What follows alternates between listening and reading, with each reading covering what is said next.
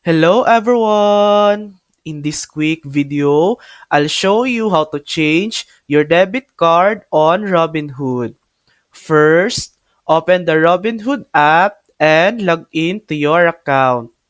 Tap the person icon at the bottom right to open your account settings. Next, go to Transfers or use the search bar at the top and type Transfers. Then click it and select Link Accounts. Here, you'll see your current debit card. Tap it and choose Remove or Unlink. Now, tap Add Account. Select Debit Card and enter your new card details. And that's it. You've successfully updated your debit card on Robinhood. Thanks for watching!